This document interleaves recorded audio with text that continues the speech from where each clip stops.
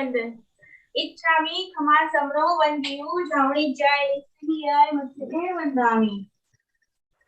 इच्छामि खमा समरो वंदियु जावणी जाय निस्सियाय मत्थे वंदामि।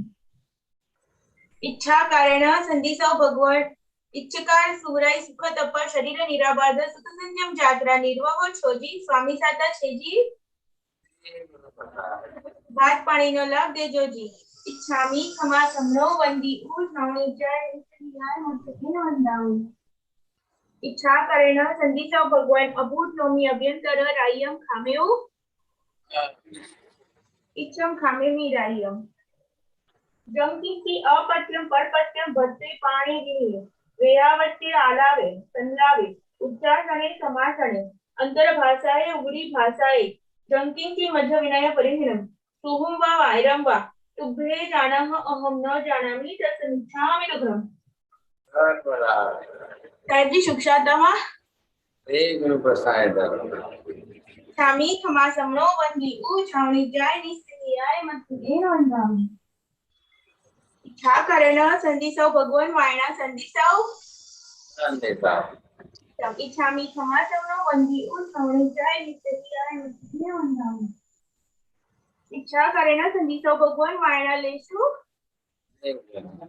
इच्छामि खमा समनो वंदी उ छावणी जाय निस्सियाय मत्थे वंदामि। इच्छकारी भगवान पसाई करी वायना प्रसाद करावसो जी। हरिहंतारं नमो सिद्धारं नमो आयर्याणं नमो वज्रायणं नमो लोहे सर्वसारुणं एकसौ पंच नमोकारो सर्वपापप्रणाशनो मंगलानं च सर्वेशं परमं हवै मंगलम्।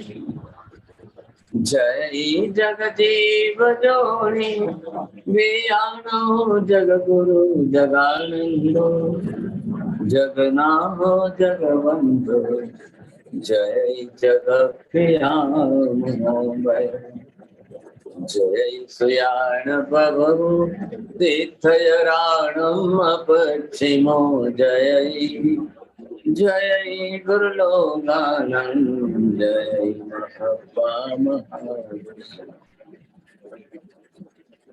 सच्चिदानंद संपूर्णं विश्वज्ञं विश्वभावनं शंखेश्वर पुरुषं पार्श्वनाथं नमामि।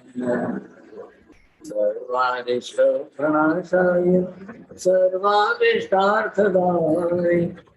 सर्वलक्ष्मी निधानाय श्री गौतम स्वामिने नमः। श्री सुधर्मा स्वामिने नमः। अज्ञानतिमिरान्धः ज्ञानाञ्जनशलाकया नेत्रमुन्मीलितं येन तस्मै श्रीगुरवे नमः। धर्मला बहुत बहुत आशीर्वाद। त्रिकाळ वंदना साता मारेजी साहेब मत्स्य वंदामी साता मारेजी साहेब जी।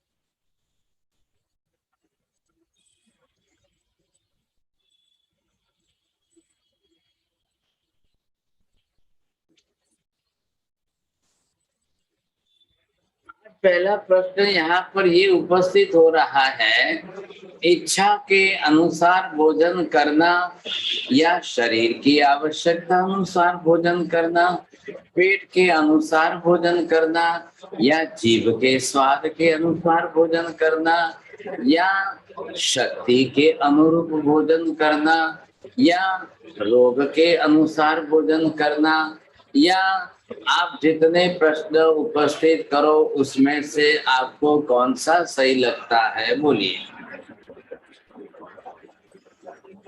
बोलो प्रीति बेन राम भैया, बोलेंगे आप? जो शरीर को चाहिए वैसा भोजन करते हैं। मैं इस भाषा में जवाब दिया है। बिना बेन बोलिए। शरीर को जो आवश्यकता होती है उस हिसाब से भोजन करना चाहिए।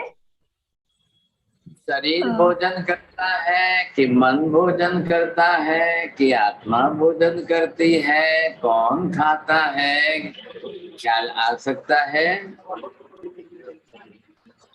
किरण जी दोषी बोलेंगे आप? हेमा बिन छेड़ा बोलेंगे आप? चलिए।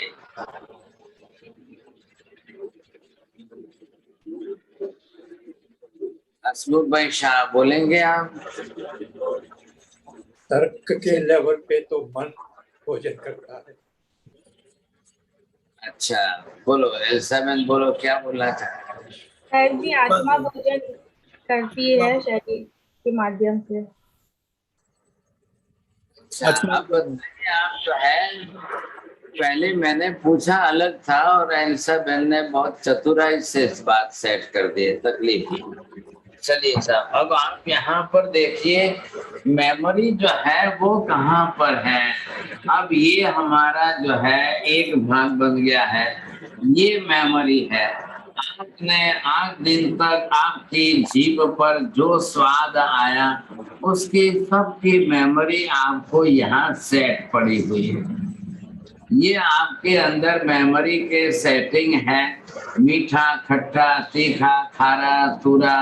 अब ये सब की अपनी अपनी सेटिंग बनी हुई है साहब।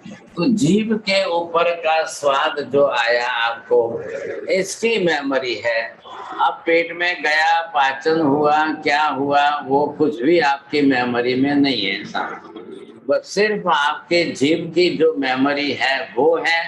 फिर 5 इंद्रियों की मेमोरी आपकी बनी हुई है। अब आप किस योग से खाते हो? जीभ ने भावे छे कि तमने भावे छे? जीभ को पसंद आता है कि मन को पसंद आता है कि शरीर को पसंद आता है? भावे छे कोने? चंद्रेश भाई, कोने भावे छे?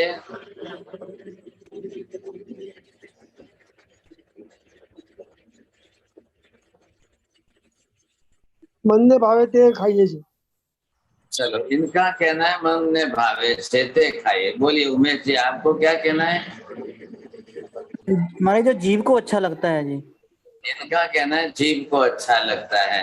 रसीला बेन, कोठवी ने बोलशो के योग्य बोलशो एम? भावे जी।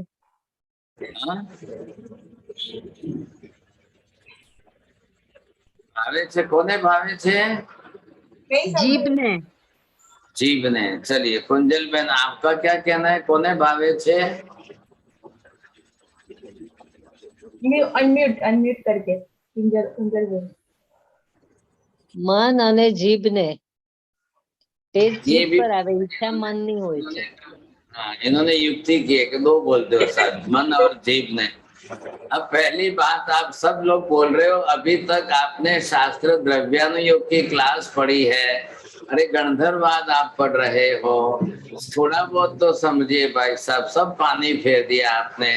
पहली बात नंबर 1, शरीर जड़ है, जीभ शरीर का अंग जड़ है, मन भी जड़ है। मन को कोई भाने न भाने का सवाल नहीं आता है। जीभ आत्मा ने कोई भाने न भाने का सवाल नहीं आता है। शरीर का कोई प्रश्न बीच में, शरीर जड़ है। एक अकेला चेतन आत्मा ही तो है, दूसरा तो कोई है नहीं। अब आप आगे सोच लीजिए, समझे कि नहीं। आपको पहले ये सोचना है इच्छा कहाँ से जगती है, इच्छा कहाँ से आती है। विजयराज जी आप बोलेंगे, जवाब देंगे, इच्छा कहाँ से आ रही है? मेमोरी में से। एक ना, विजयराज जी, राका जी आप बोलिए, प्रश्न का जवाब देना है कि इच्छा कहाँ से आ रही है।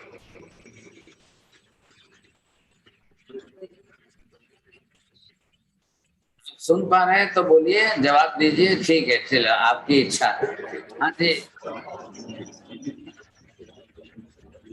नहीं, चलो बोलो। अशोक भाई शाह बैन बोलेंगे आप? काका बोल सके, बोल सो। कर्मों के उदय से इच्छा उठती है। इन्होंने बहुत बड़ी बात कर दी। चलिए साहब, इच्छा का जन्म, इच्छा कहाँ पड़ी है, किसमें पड़ी है, किसमें रहती है?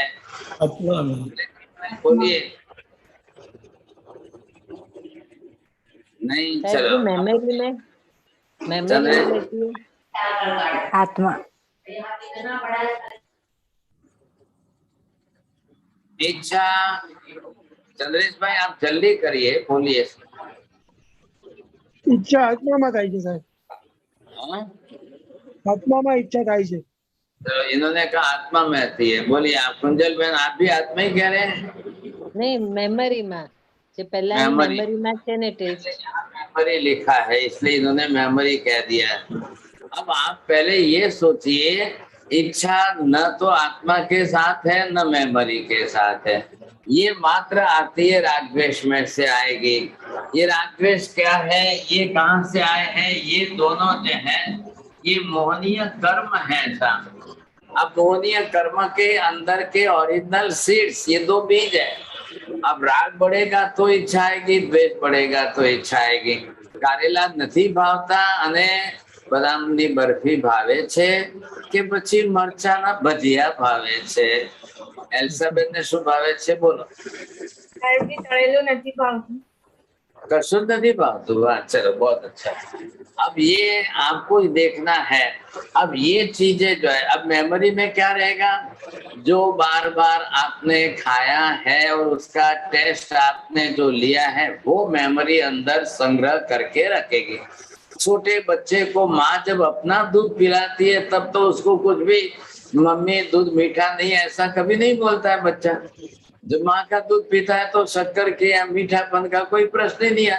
अब जैसे ही मम्मी अपना दूध छोड़ा करके बाहर के दूध में शक्कर डाल के घोल के पिला दी, अब वो आके मेमोरी में सेट हो गया। अब मेमोरी में सेट हो गया, अब बिना शक्कर का मम्मी पिलाएगी तो बेटा बोलेगा मम्मी शक्कर डालोगे तो पियोगे, नहीं तो नहीं पियोगे। अब पहले शक्कर डालो, मम्मी दूध मीठा, मम्मी दूध मीठा। अब वो आपने मेमोरी में सेट कर दिया। अब वो मेमोरी में सेट होते ही आपकी चीजें कुछ राग के साथ कुछ द्वेष के साथ जुड़ गई सब। तो राग के साथ जुड़ी वो रति और अराग, द्वेष के साथ जुड़ी वो अरति। राग के साथ जुड़ गई वो भाती है, द्वेष के साथ जुड़ गई वो नहीं भाती है। राग के साथ जुड़ गई वो पसंद आती है, द्वेष के साथ जुड़ गई वो पसंद नहीं आएगी। राग के साथ जुड़ेगी वो अच्छी लगेगी साहब। अब सबका अपना अपना है साहब, सबको अपना अपना है। अब सबको मैं पूछने तो नहीं जा सकता हूँ, लेकिन अब एल्साबेन ने कह दिया कि भाई मुझे ये अच्छा नहीं लगता है, बस। अब क्या अच्छा लगता है वो अलग बात है इनको। अब ये सबके अपने अपने अपने अपने हिसाब से है, समझे कि नहीं। तो किसकी मेमोरी में क्या यहाँ से रागद्वेष के अंदर सेट किया। अब इधर देखिए, जब भी आप खाओगे पियोगे, जो भी कुछ खाओगे पियोगे पेट में जाएगा, लेकिन उसके साथ में रागद्वेष होते रहेंगे तो नया कर्म का बंध रोज होता रहेगा। महावीर स्वामी ना कह रहे हैं कि भाई साहब आप खाने पीने का निमित्त शरीर के लिए है, इस क्रिया को शरीर के लिए आवश्यक रखिए, इसके साथ रागद्वेष मत जोड़िए। रागद्वेष जोड़ के खाने पीने के कारण कर्म क्यों बांधते हैं? महावीर स्वामी ने आयंबिल का आहार खुराक हमको ऐसा दिया कि आपको रागद्वेष करना नहीं और आपको कर्म बांधना नहीं है। आपके शरीर को पुष्टि मिल जाएगी, लेकिन आप रागद्वेष करके कर्म मत बांधिए, बस बात इतनी सी है। लेकिन हमको हर बात के अंदर राग द्वेष करना है, हर बात के अंदर। दाल भी तो हमको ऐसी चाहिए, सब्जी तो ऐसी चाहिए, रोटी तो ऐसी चाहिए।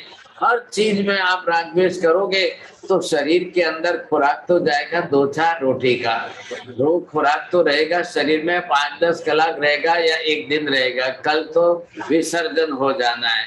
लेकिन कर्म जो बांध लेंगे उसके नाम निमित्त से, वो हमारे साथ में लाखों करोड़ों वर्षों तक जुड़ जाएंगे साथ।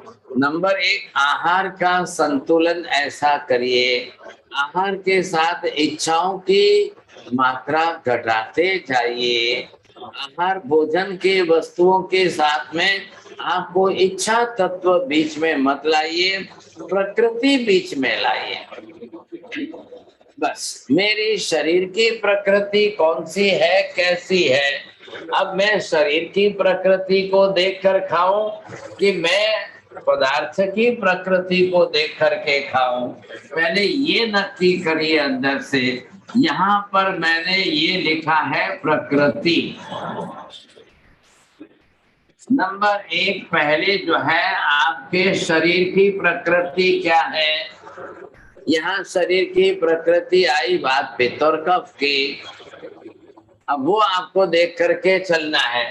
नंबर 2 यहाँ पर जो है खाने की जो वस्तु है, खाद्य सामग्री,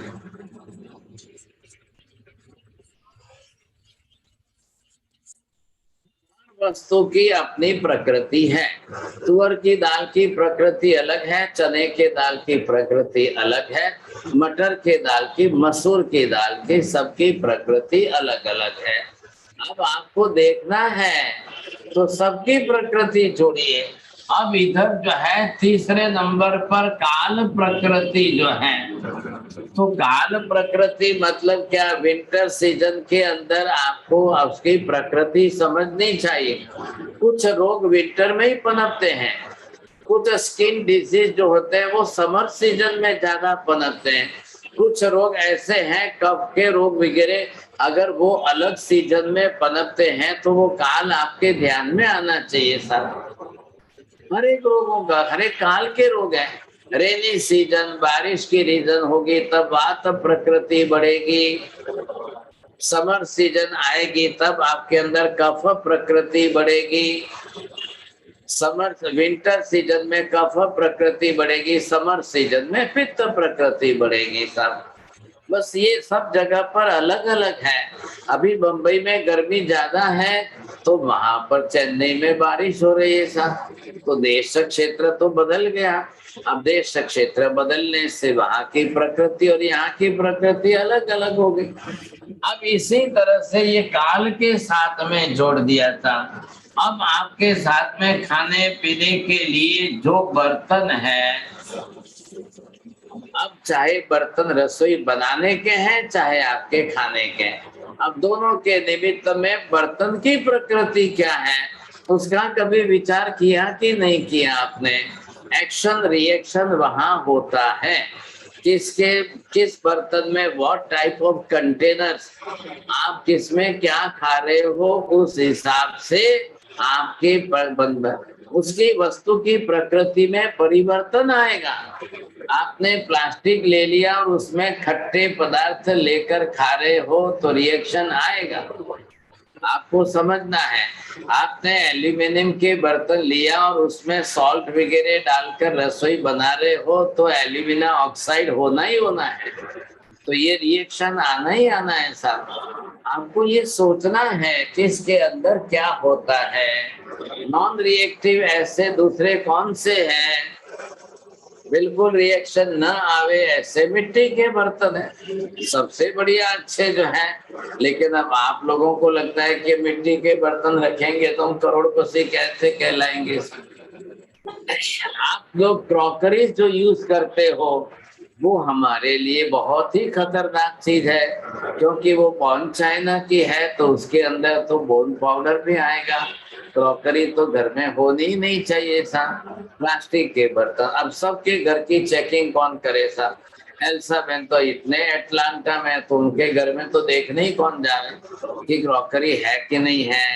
और ऐसे मेलामाइन के भी पदार्थ बने हुए है कि नहीं घर में, अब प्लास्टिक घर में है कि नहीं, टप्परवेयर घर में है कि नहीं, ये सब आपने जो है बनाए तो वो उसकी प्रकृति नहीं, उसके साथ जुड़ने पर विकृति होगी। सोने चांदी के साथ प्रकृति आएगी, तांबे पीतल के साथ प्रकृति आएगी, तो आपके शरीर को फायदा करेगी, नहीं तो आपके शरीर को नुकसान करेगी। बात तो इतनी सी है ऐसा, ये आपको समझना है यहाँ पर। अब क्या है कि जब आपके खुद रोग में आप चले जाते हो, अब रोग बीमारी पकड़ ली तो रोग की प्रकृति क्या है, आपको कौन सा रोग हुआ है, आपको किस प्रकार का रोग बढ़ गया है। अगर किसी को स्किन डिजीज बढ़ रहा है तो समझ लेना चाहिए कि मेरा पित्त खराब होकर के ब्लड में आ रहा है, तो ही स्किन डिजीज होगा, नहीं तो नहीं होगा। सी सिंपल बात है। अब आपको स्किन डिजीज की ट्रीटमेंट नहीं करनी है, नहीं तो डॉक्टर लोग पैसा कमाएंगे, लो ये ऑइंटमेंट लगाते रहो, ये क्रीम लगाते रहो, ये आप जिंदगी भर लगाते रहो, कुछ नहीं होगा। आपको कहाँ देखना है, डायग्नोस क्या होना है, पित्त किससे बिगड़ रहा है, पित्त खराब किसके कारण हो रहा है, और वो मेरे ब्लड में आ रहा है, तो मुझे सबसे पहले उसी को बंद करना है, उसको दूर करना है। अब जो लोग जो है चाय के साथ नमकीन ले रहे हैं तो उनका पित्त बिगड़ना ही बिगड़ना है। जो लोग चाय के अंदर मसाला डाल के गरम मसाले वाली चाय पियेंगे तो पित्त बिगड़ना ही बिगड़ना है। और लोगों की आदतें बढ़ गई, चाय कई एकली थोड़ी पीवाए, नहीं हाथे कहीं जरा सेव चिवड़ो गांठिया नमकीन कुछ होवे तो ही नहीं तो ऐसे कैसे चलता है साहब। थोड़ा थोड़ा सेव चिवड़ा खाते रहो, फिर घोट घोट चाय पीते रहो साहब, ये आपका डबल नुकसान होने ही वाला है साहब। आप पहले शरीर की प्रकृति से विरुद्ध आहार ले रहे हो, बस वही तो विकृति कर रहा है। तो जो शरीर का जो बैलेंस था वो बिगड़ रहा है। अब वो किस काल में बिगड़ रहा है, कई रोग पर्टिकुलर काल में ही बढ़ते हैं। हर साल कई लोगों को रेनी सीजन आती है कि अस्थमा बढ़ता है, एलर्जी बढ़ती है। कई लोगों को विंटर सीजन आती है तो खास करके रूमेटिज्म आर्थराइटिस बढ़ता ही बढ़ता है। कई लोगों को समर सीजन आएगी तब acidity, burning sensation, urinal infection जो है यूरिन में जलन, ये सारी सिम्टम आते आते बढ़ता ही जाएगा सब। अब ये सारी समस्या है तो आप समय को समझो, काल को समझो, शरीर को समझो, अपनी रोग की प्रकृति को समझो। मेरा आहार कुछ ऐसा तो नहीं हो रहा है कि वो रोग को ही मजबूत कर रहा है ऐसा। अगर मेरी शरीर की बात प्रकृति हो गई ऐसा और मैं फिर भी जो है मिल्क शेक पी रहा हूँ, फिर भी मैं अगर फ्रूट सलाद खा रहा हूँ, फिर भी मैं अगर कुछ ऐसे पदार्थ कर रहा हूँ तो समझ लीजिए और बिगड़ेगा, वो रोग और बिगड़ता जाएगा। कफ ज्यादा हो गया है, सर्दी ज्यादा हो गई, जुकाम पकड़ लिया है, फिर भी वो दही भी खाना चाहता है, दही में फ्रूट भी खाना चाहता है, ठंडे पदार्थ भी खाना चाहता है, ठंडा पानी भी पीना चाहता है, तो उसकी और प्रकृति बिगड़ती जाएगी। सर्दी के अंदर कफ के समय में गर्म वस्तु काम आती है। ये चीजें सामान्य बोध की बात है, इसमें कोई शास्त्र नहीं है कि बहुत बड़ा शास्त्र सीखने चले आप, ऐसा भी नहीं है। सामान्य बात क्या है, प्राकृतिक नियम क्या है, पहले वो तो समझ लीजिए। अब काल के हिसाब से प्रकृति जब बदल जाएगी तब क्या करेंगे साहब। हर वस्तु के साथ जोड़िए, अपने नियम बनाते रहिए। आप भूल से भी दही शाम को नहीं खाएंगे, रात को तो भूल से भी नहीं खाएंगे, बस 1 बजे तक 2 बजे तक जब तक टेम्परेचर गर्मी है वहां तक ही खाना है साहब। अब लोगों की समझ तो आना चाहिए ना साहब। दही गरम छे के ठंडू छे, बिना बेन बोलो, दही प्रकृति गरम छे के ठंडी छे? ठंडी। चलो, इन्होंने बोला ठंडी है। હવે એમના તમારા ખાસ ફ્રેન્ડ છે એલ્સાબેન, બોલો। ઠંડી શરદી થઈ જાય છે ઘણીવાર, ठंडा या गर्म दो ही शब्द में से पूछा है तो एक का ही उत्तर देना है, बस दो में से कोई भी एक उत्तर दो। ठंडा। ठंडा। आपके फ्रेंड ने बोला इसलिए बोल रहे हो आप? શરદી થઈ જાય છે ઘણી વાર એટલે that's why I just said. दही गर्म है, दही ठंडा नहीं है, पहली बात समझ लीजिए, समझे कि नहीं। हर एक चीज के साथ समझने की कोशिश, एक भी चीज ऐसी नहीं है कि जिसके अंदर ठंडा गर्म का स्वभाव ना हो सकते, हर चीज के अंदर है। अब लेकिन गर्म के साथ ठंडा जोड़ देंगे तो गुणधर्म बदल जाएगा। अब आपको ख्याल आ जाएगा अजवाइन कैसा है, गर्म है तो उसके साथ जीरा जोड़ दो और सौंफ जोड़ दो। अजवाइन को गर्म होते हुए अगर आप उसको जो है जीरा और सौंफ के साथ मिला करके कॉम्बिनेशन बना करके साथ में खाएंगे तो ना तो गर्म पड़ेगा ना ठंडा पड़ेगा, दोनों में से वो समशीतोष्ण होकर के आपका काम कर लेगा सब। अकेला अजवाइन खाने पर शायद किसी को लगे कि हाँ नहीं गर्म है, तो आप तो दिमाग के अंदर गांठ बांध लो, मुझे तो अजवाइन से ऐसा होता है। कई लोगों ने सूट के साथ गांठ बांध ली, नहीं नहीं नहीं नहीं नहीं नहीं सूट नहीं, मेरे को सूट नहीं चाहिए, सूट ही नहीं होती है साहब। अब ऐसा क्या करना है सर? अब उनको तरीके समझाओ, बदल करके दो।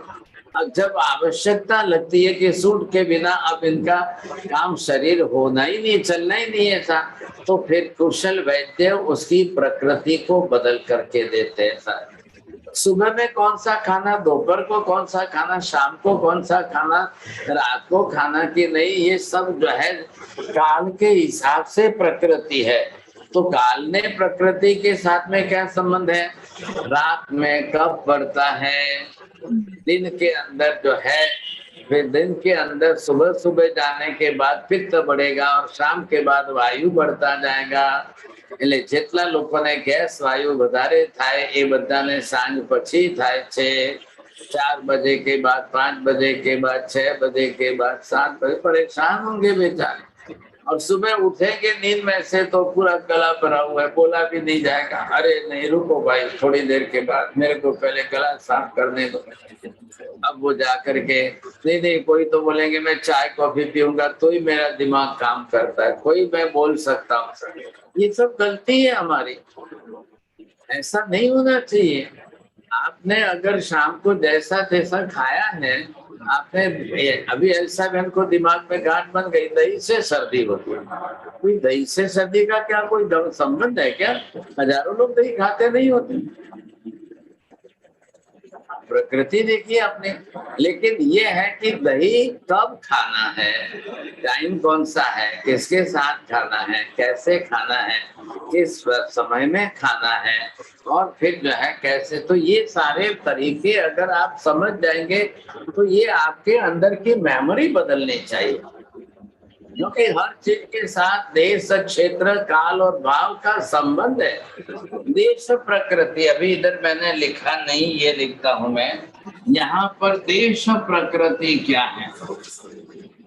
अब आप कौन, वहां पर किस देश में रहते हो, आप ठंडे प्रदेश में रहते हो कि उष्ण प्रदेश में रहते हो, तो आपके देश की प्रकृति देखिए, देश के हिसाब से आपका क्षेत्र कौन सा है, किस क्षेत्र में हो तो वो आपके शरीर के साथ सेट होगा, नहीं तो नहीं होगा। इसलिए जैसे ही देश बदलेगा, काल बदलता है, लोग बीमार होते हैं।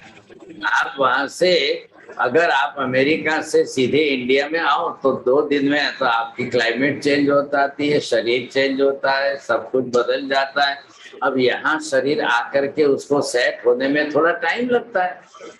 कुछ लोग घर में भी एसी रखते हैं, गाड़ी में एसी रखते हैं और फिर जाके ऑफिस में एसी रखते हैं। अब घर से निकलकर 10 कदम चलकर गाड़ी में बैठने, वहां तक ही एसी नहीं है। गाड़ी में से उतर करके ऑफिस में जाने के 10 मिनट तक एसी नहीं है, बाकी सब जगह एसी है। तो जो एसी में से बाहर टेम्परेचर में आएंगे, उनका शरीर इतना जल्दी चेंज नहीं हो पाता है।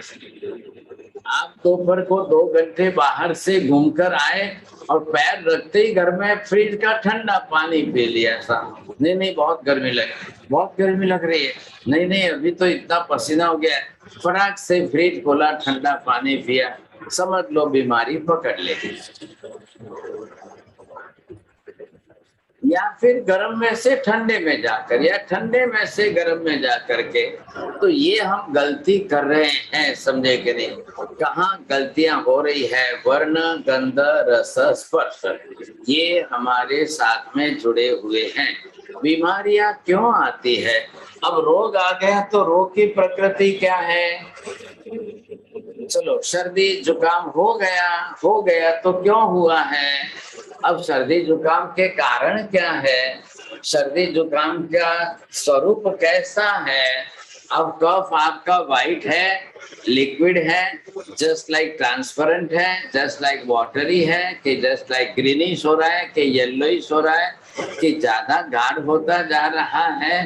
कब कहाँ जम रहा है? छाती में, लंग्स में जम रहा है, या स्टमक में जम रहा है, या गले की कैविटी में जम रहा है, या साइनस में जम रहा है? ये सारे उसके स्थान हैं। अब आप अगर समझ जाओगे तो ही आपको ख्याल आएगा, नहीं तो नहीं आएगा। साहब समझे कि नहीं? कोई गले का ऑपरेशन कभी कराने की आवश्यकता रहती नहीं है, टॉन्सिल कभी निकालने की जरूरत रहती नहीं है, और भूल से भी थायराइड का ऑपरेशन कभी कराना ही नहीं चाहिए। शरीर का एक भी ऑर्गन जो है वो गलत नहीं है। शरीर के ऑर्गन जो है वो गलत नहीं है। एक भी शरीर के ऑर्गन निकाल के फेंकने के लिए नहीं बनते हैं। तो ये समझना चाहिए अंदर से। खुराक से गए जो लोग थायराइड को ही निकलवा देते हैं, ग्रंथि को, तो ये उनके लिए बड़ी गलती होती है। फिर पूरी लाइफ के लिए प्रॉब्लम खड़े हो जाते हैं। शरीर के अंदर एक भी छोटा सा भी अंग, पैनक्रियास भी है, तो वो यूजलेस नहीं है। आपको ये समझना चाहिए सब।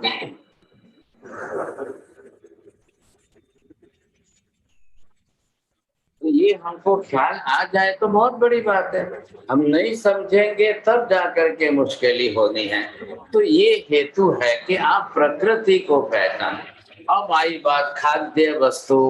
अब खाद्य वस्तु के अंदर सैकड़ों प्रकार की वस्तुएं आएगी। अब इसमें अनाज है, फल है, सब्जी दाल है, गेहूं दूध है, सब कुछ है। इन सबकी अपनी अपनी प्रकृति है, हर एक को अपनी प्रकृति है। तो सब अपने अपनी प्रकृति से ही चलना। ये अगर हमको समझ में आ जाता है तो बहुत अच्छी बात है। प्रकृति के हिसाब से हमको समझना है, क्योंकि हम प्रकृति का ध्यान न रख करके विकृति के हिसाब से चलते हैं, इसलिए तकलीफ होती है और कोई कारण नहीं। अगर आप प्रकृति का ध्यान नहीं देंगे और आप विकृति करोगे, समझे कि नहीं, तो फिर वो नहीं है तकलीफ, तो समझे। ऐसी स्थिति के अंदर लोगों को कहाँ क्या ध्यान करना चाहिए कि मैं खाद्य वस्तु की प्रकृति बिगाड़ूं। जैसे मान लो कोई फ्रूट को ही गर्म कर ले, फ्रूट की सब्जी बना ले। हिंदुस्तान में लोग हैं नहीं समझते हैं साहब। अगर कोई जाकर के फ्रूट की सब्जी बना लेंगे तो फिर क्या होगा साहब? तो ऐसी स्थिति के अंदर उसके गुणधर्म सब नष्ट हो जाएंगे, उसकी प्रकृति खत्म हो गई साहब। तो ऐसी जो रसोई बनाते हैं वो बिगाड़ करके जब चलते हैं तब उनका नुकसान भारी होता है। तो ये हेतु अगर हमको समझ में आ जाए तो अच्छी तरह से समझ में आ जाएगा, और कोई कारण नहीं है। तो ये हम कितनी वस्तुएं, अब अनाज कितने प्रकार के हैं, दालें कितने प्रकार की हैं, फ्रूट्स कितने प्रकार के हैं, ड्राई फ्रूट कितने प्रकार के हैं, वेजिटेबल्स कितने प्रकार के हैं, और जो है डेयरी मिल्क कितने प्रकार के हैं, या बेकरी प्रोडक्ट्स कितने प्रकार के, हजार आइटम है। और फिर किसका किसके साथ जोड़कर मिला करके जो है मसाले आदि के साथ सब बैठे। अब इन सब के अंदर जो है जहाँ जो रोग बीमारी आ गई, सबकी दवाई केवल मसालों में है। सबकी दवाई मसालों, मसाले सब दवाई है, कोई आवश्यकता नहीं है मसाले। लेकिन तब इन मसालों को दाल सब्जी में कितने प्रमाण में कैसे मिक्स करना है, तो सब मसालों की प्रकृति में वात पित्त और कफ, तीन ही आइटम है, तीन ही वस्तु है। तो इनके अंदर क्या है, वात पित्त कफ के नाशक गुण है। बात इतनी से, नहीं तो आप किसी को रॉन्ग कॉम्बिनेशन कर दोगे तो उसको जो है पित्त बढ़ जाएगा सब, किसी को कफ बढ़ जाएगा। तो किसके लिए किसका उपयोग करना है, किसके लिए किसका संयोजन करना है, वो हेतु अलग है। अगर ये समझ में आ जाए तो जो मसालों का अभ्यास कर ले प्रकृति का, और किस शरीर के रोग प्रकृति के लिए किस मसाले का उपयोग करना, ये हो गई आपकी ट्रीटमेंट। बस बात पूरी हो गई। और सामने शरीर की प्रकृति आदि देखकर किसको क्या नहीं खाना ये समझ में आ जाए तो बहुत बड़ी बात हो गई साहब। लोग इतनी सी बात को समझ ले तो काम हो गया अपना। लेकिन कई बार हम उल्टे चलते हैं, रोग हो भी गया तो भी वस्तु को छोड़ नहीं पाते हैं। वो क्यों नहीं छोड़ पाते हैं? आदत के कारण, इच्छाओं के कारण और अपनी मेमोरी के कारण। अब ऐसी चीजें, नहीं मुझे तो नहीं चलता है, नहीं मुझे नहीं चलता है, नहीं मुझे चाय पिए बिना तो सुबह नहीं पियो तो मेरा दिमाग ही काम नहीं करता है। ये सब दिमाग के अंदर लोगों ने बातें बैठा दी, तकलीफ ये आ गई। अब ये चेंज तो करना ही पड़ेगा। तो रोग तो बढ़ता जा रहा है, रोग बढ़ता जा रहा है, वस्तु का खान पान गलत होता जा रहा है। और लोग जो है थेरेपी के अंदर, कोई तो जो है खाली इसी पर चढ़ गया, चलो भाई हम तो रेकी करा लेंगे, कोई नहीं हम तो पॉइंट्स दबा देंगे, कोई कहेगा हम तो ये करा देंगे, लेकिन वो खा पी रहे सब। तो ऐसे रोग नहीं मिटेगा। फिर आपके लाइफ लॉन्ग तक जो है आप पॉइंट दबाते रहोगे, आप रेकी कराते रहोगे। ये बाहर के निमित्त जब है तो पहले आहार की शुद्धि पहली बताई, और जिस कारण से जो प्रकृति बिगड़ी है पहले उसका निवारण करना चाहिए। आयुर्वेद शास्त्र का बेसिक नियम क्या दिया है आपको?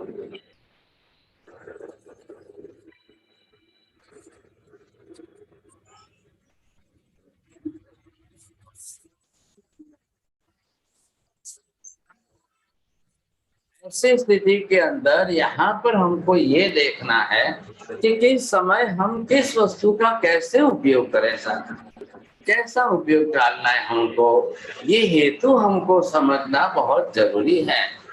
तो ये अगर इतना सा ख्याल आ जाए, अब जैसे यहाँ पर मोटापा है, पाचन मंद है और गेहूं अगर हम खा रहे हैं तो समझ लीजिए शरीर के लिए नुकसान होता रहेगा। दोनों तरफ से बात आएगी। तो सुपाच्य कौन सा है, उम्र कौन सी है, या फिजिकल एक्सर्शन आपका कितना है, अब दोनों साइड आपको देखनी चाहिए कि नहीं साहब। अब ऐसे नहीं देख पाएंगे तो फिर तो परेशानी होनी है। तो कहाँ किसके साथ जोड़े साहब, कौन सा अनाज खाए, कौन सी दाल खाए, कौन सी न खाए, किसके साथ जुड़ा, ये हमारा प्रयोजन बैठना चाहिए। बिल्कुल सिंपल बात है। बोलिए साहब, किसको प्रश्न पूछना है, कुछ जानना है? रेज योर हैंड, क्वेश्चन है तो। हाँ प्रवीण भाई। साहिब जी, फूड पॉइजनिंग हो उस टाइम में क्या करना चाहिए खाने के कारण? फूड पॉइजनिंग होता क्यों है, पहले ये सोचिए।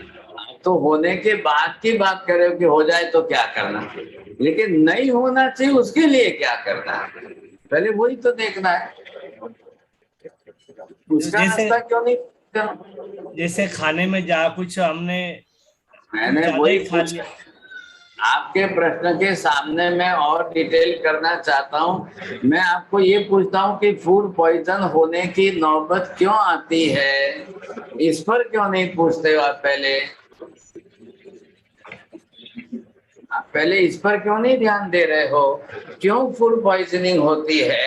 आपकी प्रकृति से विरुद्ध ऐसे पदार्थ आपके शरीर में जा रहे हैं, और जब आपकी प्रकृति बिगड़ी हुई है और वो चीजें आपके शरीर में जाकर के तुरंत जो वायु को एकदम जो है आंधी तूफान की परिस्थिति में ला दे, इसका नाम है फूड पॉइजनिंग। और जैसे ही शरीर में आ गया कोई वस्तु तो शरीर एकदम अपनी तरफ से डिस्टर्ब हो जाता है, उसको जल्दी से बाहर फेंको, बाहर फेंको, बाहर फेंको। तो या तो ऊपर से फेंके तो वॉमिट, नीचे से फेंके तो आपको लूज मोशन। शरीर का नेचर है कि वो अपने अंदर पॉइजन को रखना नहीं चाहता है, फटाक से बाहर फेंको। लेकिन आप लोग सबसे बड़ी गलती करते हो डॉक्टर के पास जाके, नहीं नहीं डॉक्टर साहब 10 बार लूज मोशन हो गए, इंजेक्शन दे दो। डॉक्टर को तो पैसा कमाना है। ये तो एथिकल साइंस के भी विरुद्ध हो रहा है।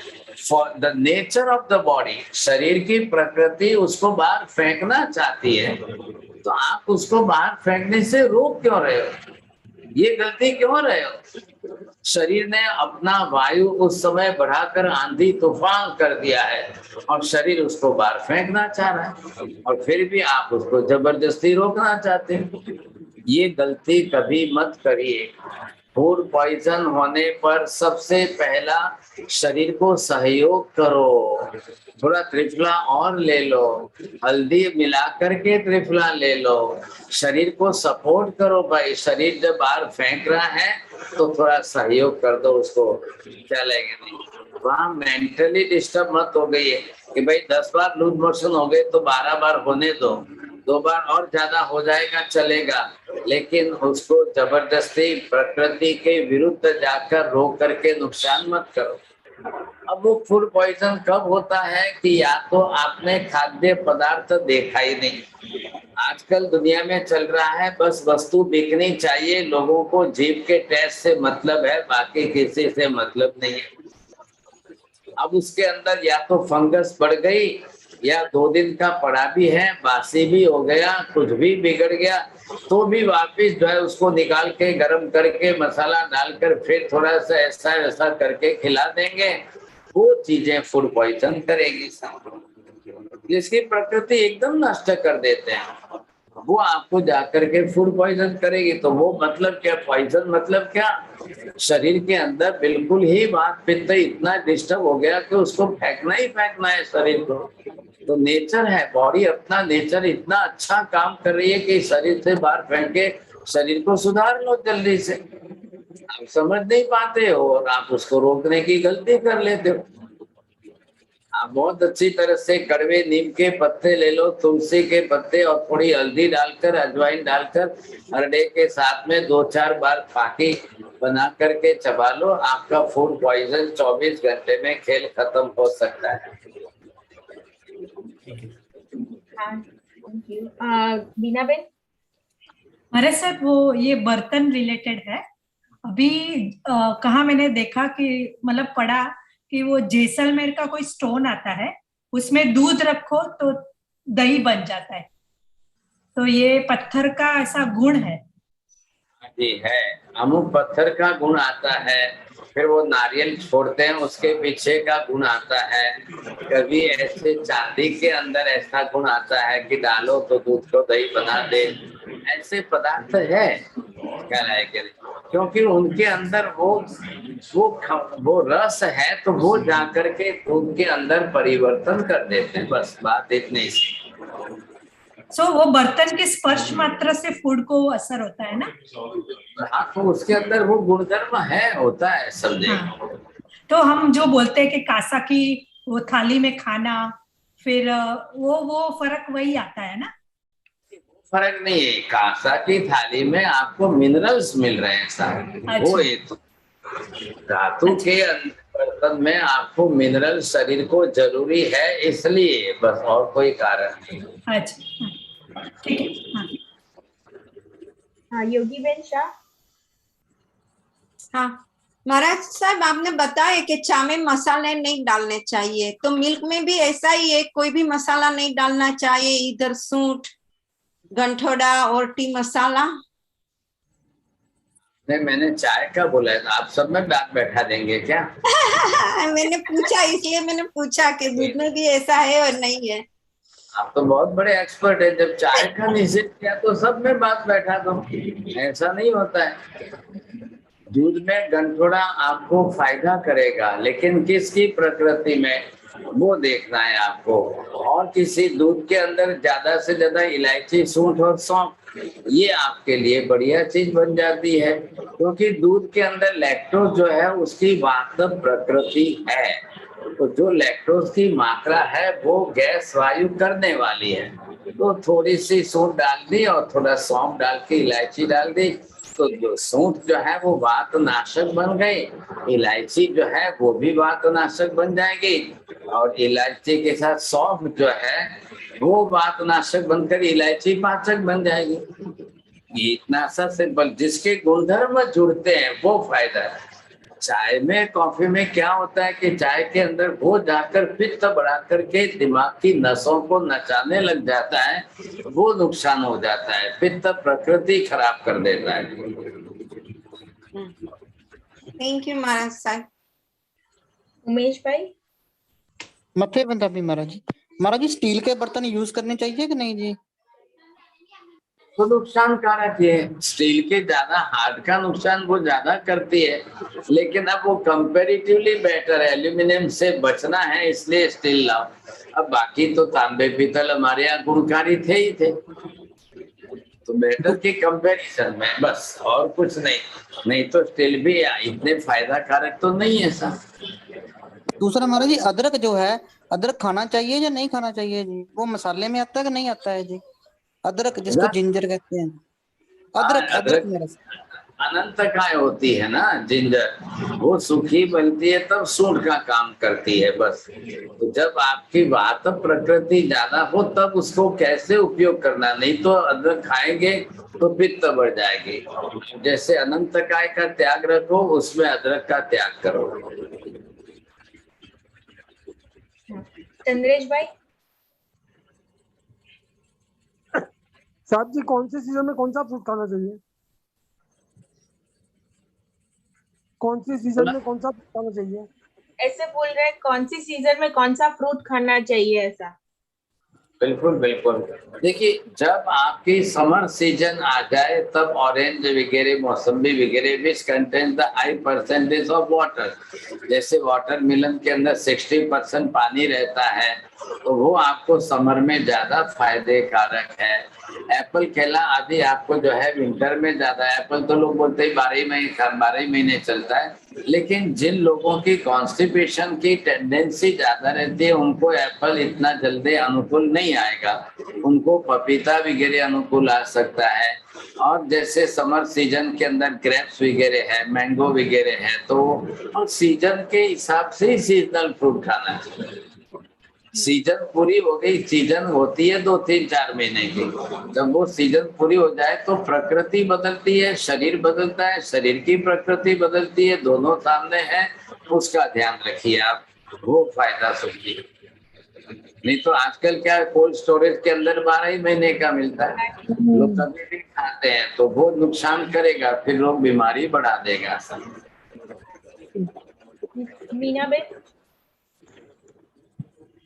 સાહેબજી તાંબા પિત્તળ કાંસામાં લેમન વાળું કે ખાટો પદાર્થ હોય કે આમલી વાળું હોય તો નુકસાન થાય?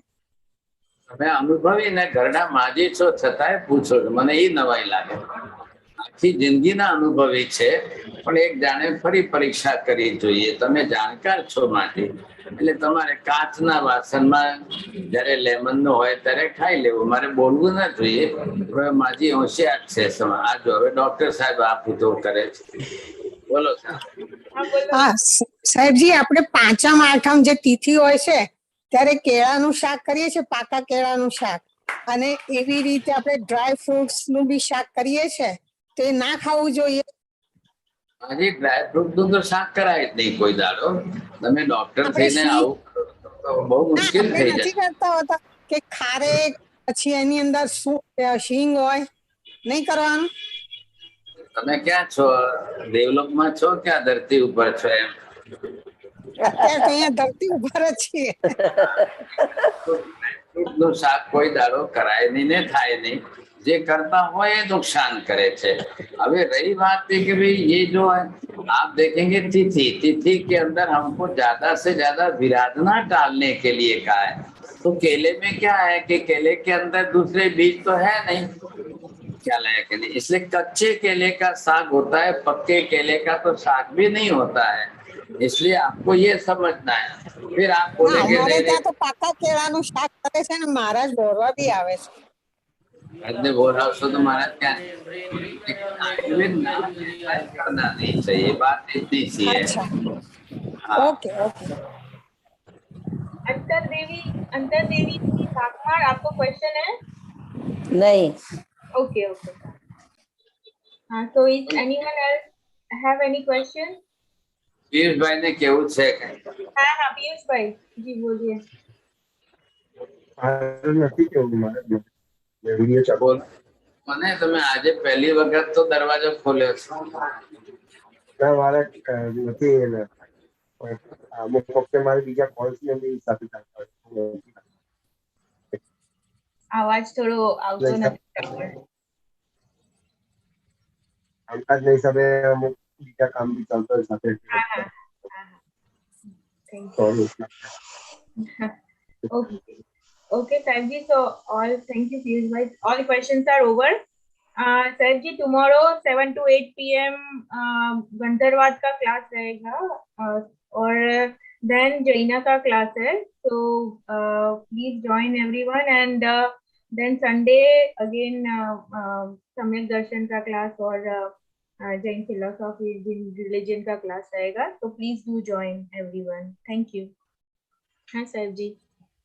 और अंधारम नमो सिद्धारम नमो आयर्यम नमो वज्रायणम नमो लोहे सर्वसाधिनम एषु पंच नमकारो सर्वपापनाशनो मंगलानं च सर्वेषां परमं हवै मंगलम् मंगलम भगवान वीरो मंगलम गौतम प्रभु मंगलम सूलिभद्राद्या जैन धर्मोस्तु मंगलम चत्तारि मंगलम हरिहंता मंगलम सिद्धा मंगलम साग मंगलम केवले पन्नतोतम मंगलम चत्तारि लोकोत्तम हरिहंता लोकोत्तम सिद्धा लोकोत्तम साग लोकोत्तम केवले पन्नतो धम्मो लोकोत्तम चत्तारि शरणं भवजामि हरिहन्ते शरणं भवजामि सिद्धे शरणं भवजामि